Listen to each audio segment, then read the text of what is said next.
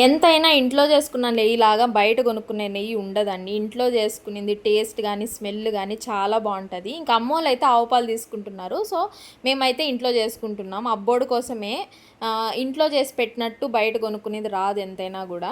So, వాళ్ళు మీగడ collect చేసి పెట్టారు 1 మంత్ నుంచి. ఇంక నేనెళ్ళిన తర్వాత ప్రాసెస్ స్టార్ట్ చేశాము. ఫస్ట్ వచ్చేసి యూట్యూబ్‌లో చూసి మిక్సీలో ఏసి ట్రై చేశాను. నాకైతే మజ్జిగలాగా వచ్చింది. నాకైతే రాలేదు. సో, మేము కవ్వం పెట్టి కొంచెం ఐస్ వాటర్ పోసుకుంటా చిలుక్కున్నాము. ఒక 20-25 మినిట్స్‌లో నీట్‌గా వెన్నంతా సెపరేట్ అయిపోయింది మీగడ నుంచి. దాన్ని ఇంక మళ్ళీ 2-3 టైమ్స్ నీట్‌గా నార్మల్ మినరల్ వాటర్‌తో క్లీన్ చేసుకోవాలి. అంటే కడుక్కోవాలి.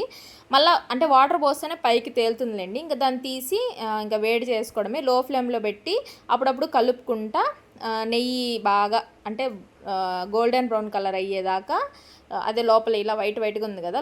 గోల్డెన్ బ్రౌన్ కలర్ అయ్యేదాకా ఇలా వీడియోలో చూపిస్తున్నట్టు చేసుకుంటే అంతే. తమలపాకు ఏసుకొని నేను లాస్ట్‌లో చల్లార్చి బాటిల్‌లో స్టోర్ చేసి పెట్టుకున్నా. నచ్చితే సబ్స్క్రైబ్.